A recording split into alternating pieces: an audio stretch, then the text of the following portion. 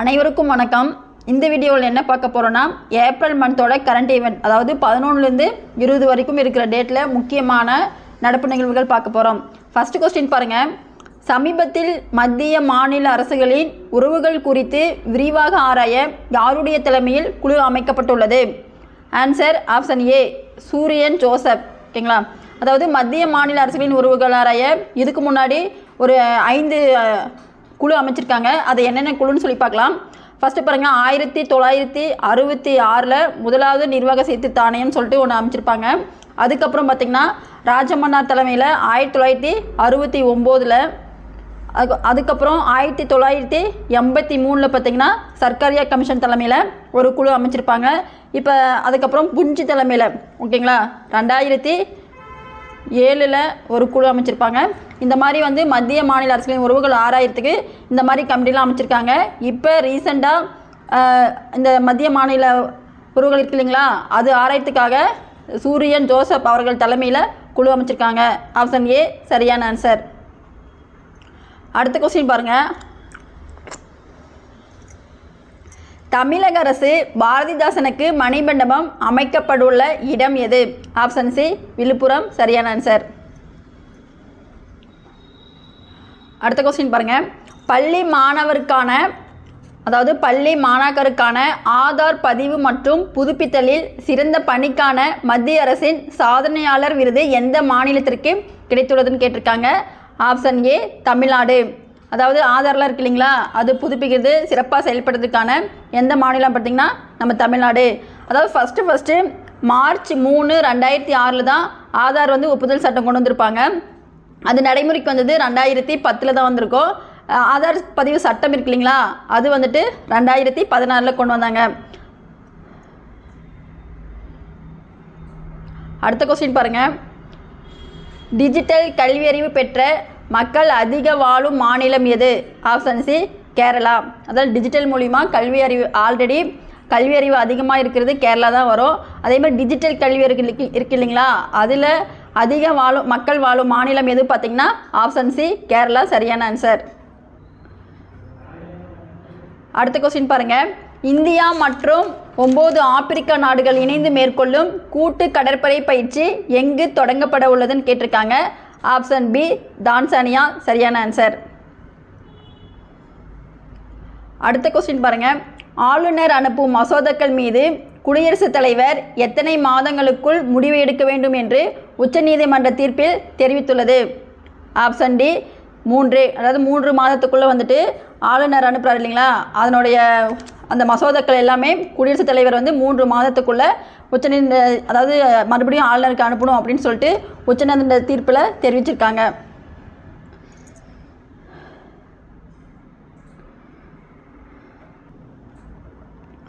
அடுத்த கொஸ்டின் பாருங்கள்.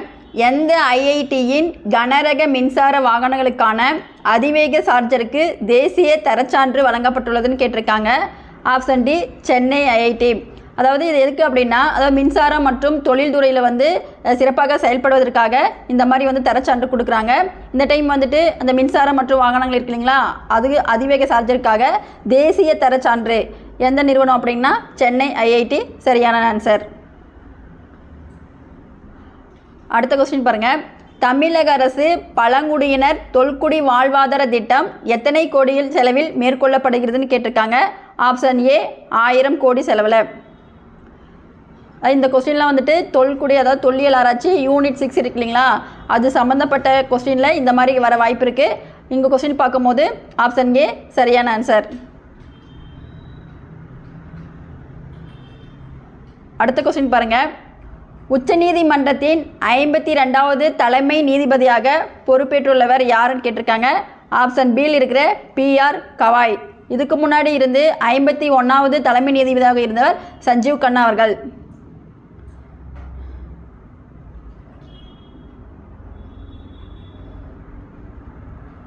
அடுத்த கொஸ்டின் பாருங்கள். தமிழ்நாடு உயர்கல்வியில் மாணவர்கள் மொத்த சேர்க்கை சதவீதம். Option D 51.3%. உயர்கல்வியில் வந்துட்டு இப்போ இந்த புதுமை பெண் அதுக்கப்புறம் மாணவன் திட்டம் அப்படின்னு சொல்லிட்டுலாம் வந்திருக்கு இல்லைங்களா, அதை பேஸ் பண்ணும்போது இதுக்கு முன்னாடி 47 சம்திங் அப்படி தான் இருந்தது. இந்த ஆண்டில் உயர்கல்வியில் மாணவர்கள் மொத்த சேர்க்கை சதவீதம் பார்த்திங்கன்னா 51.3%. ஆப்ஷன் டி சரியான ஆன்சர்.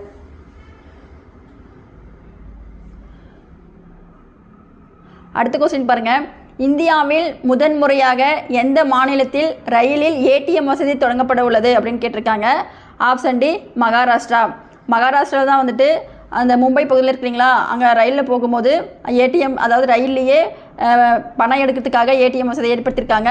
அது இதுக்கு முன்னாடி பார்த்திங்கன்னா இந்த ரயில் நிலையம்னு சொல்லி பார்க்கும்போது ஃபஸ்ட்டு ஒய்ஃபை வசதி ரயிலில் கொண்டு வந்திருப்பாங்க.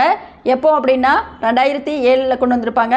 ஃபஸ்ட்டு எங்கே, பெங்களூர். அதே மாதிரி தான் இந்த கொஸ்டினும் பார்த்திங்கன்னா ரயிலில் ஏடிஎம் வசதி வந்து மகாராஷ்டிராவில் தொடங்கியிருக்காங்க. சரியான ஆன்சர் ஆப்ஷன் டி மகாராஷ்டிரா. அரண் என்னும் பெயரில் யாருக்கு தங்கும் இல்லங்கள் தமிழ்நாடு அரசு அமைக்கும் என அறிவித்துள்ளது? ஆப்ஷன் டி திருநங்கைகள். அடுத்த கொஸ்டின் பாருங்கள். 2024-25 நிதியாண்டில் இந்தியாவின் மிகப்பெரிய வர்த்தக கூட்டாளியாக எந்த நாடு உருவெடுத்துள்ளதுன்னு கேட்டிருக்காங்க. ஆப்ஷன் ஏ அமெரிக்கா.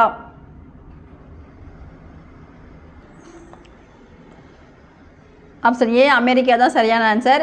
இதில் பார்த்தீங்கன்னா இப்போ 2024-25 ஆண்டு இதுக்கு முன்னாடி இருக்கு இல்லைங்களா, இந்த ஏற்றுமதி இருக்கும்போது அமெரிக்கா நாடுகளில் வந்து நிறைய தொடர்பில் முன்னேறி வந்துட்டுருக்கு.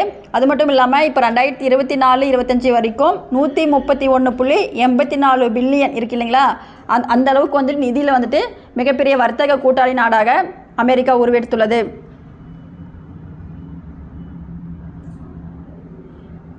அடுத்த கொஸ்டின் பாருங்கள்.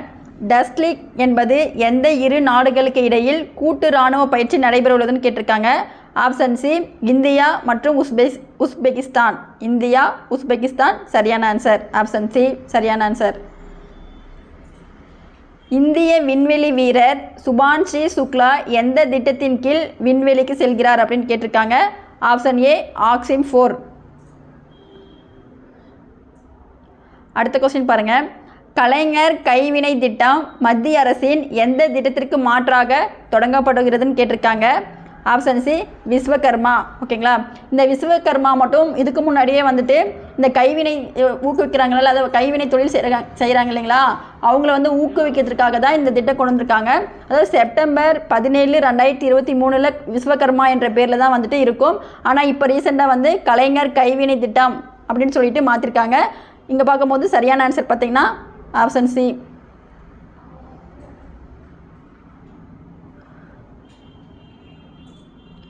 அடுத்த கொஸ்டின் பாருங்கள். யுனெஸ்கோ உலக நினைவு பதிவேட்டில் சேர்க்கப்பட்டுள்ள இந்திய படைப்புகள். இப்போ வந்து யுனெஸ்கோவில் வந்துட்டு ஒவ்வொரு பிளேஸும் வந்துட்டு எந்த இயர் வந்துட்டு யுனெஸ்கோ பாரம்பரிய பட்டியலை சேர்த்திருப்பாங்க அப்படின்ற மாதிரி இருக்குது. இங்கே பார்த்தீங்கன்னா ஆப்ஷன் ஏ இருக்கிற பகவத்கீதையும் நாட்டிய சாஸ்திரம் பீல் இருக்கு இல்லைங்களா, அது ரெண்டும் தான் வந்துட்டு யுனெஸ்கோ உலக நினைவு பதிவேட்டில் சேர்க்கப்பட்டுள்ள இந்திய படைப்புகள். மொத்தம் பார்த்திங்கன்னா இந்தியாவில் மட்டும் 43 பிளேஸ் வந்துட்டு யுனெஸ்கோ உலக பாரம்பரிய பட்டியல் இருக்குது.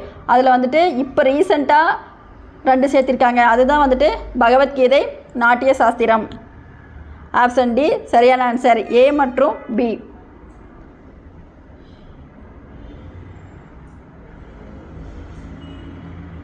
அடுத்த கொஸ்டின் பாருங்கள். முதலமைச்சர் மாநில இளைஞர் சமுதாய விருது எத்தனை வயதுக்குட்பட்டோருக்கு வழங்கப்பட்டதுன்னு கேட்டிருக்காங்க. ஆப்ஷன் ஏ 15 முதல் 35 வரைக்கும். அதாவது சமூக ஆர்வலராக இருக்கணும், சமுதாயத்தில் வந்துட்டு முன்னாடி நின்று எல்லாருடைய அதாவது சமுதாயத்தில் ஈடுபட்டு சில வேலைகள்லாம் செய்கிறாங்க இல்லைங்களா, அவங்களுக்காக இளைஞர், அதாவது குறிப்பாக இளைஞர்களுக்காக இது கொடுக்குறாங்க. அந்த மாதிரி கொடுக்கும்போது எத்தனை வயசு பார்த்திங்கன்னா 15 முதல் 35 வயசு, அதாவது இளைஞர் சமுதாய விருது. ஆன்சர் ஏ சரியான ஆன்சர். அடுத்த கொஸ்டின் பாருங்கள். உலகிலேயே முதலாக 10G இணை சேவை எந்த நாட்டில் அறிமுகம் செய்யப்பட்டுள்ளது? ஆப்ஷன் சி சீனா. அதாவது இந்தியாவில் வந்துட்டு இப்போ 5G சேவை வரைக்கும் தான் இருக்குது. அதுவே சில பகுதியில் வந்துட்டு 5G வந்து முழுமை அடையாமல் இருக்குது. அது சீனா பார்த்திங்கன்னா 10G அளவுக்கு 10G இணை சேவையில் அறிமுகப்படுத்தியிருக்காங்க. ஆப்ஷன் சி சீனா சரியான ஆன்சர். அடுத்த கொஸ்டின் பாருங்கள். இந்த மாதிரி கொஸ்டின் வந்து எக்கனாமிக்ஸ் ரிலேட்டடாக, அதாவது யூனிட் 5 இருக்கு இல்லைங்களா, அது ரிலேட்டடாக கேட்குற கரண்ட் ஈவெண்ட்ஸ் கொஸ்டினாக இருக்கலாம். நாட்டின் மொத்த உள்நாட்டு உற்பத்தியில் ஜிடிபி, அதாவது வெளிநாட்டு கடன் விகிதம் எத்தனை சதவீதமாக உள்ளதுன்னு கேட்டிருக்காங்க. Option C 19.1%.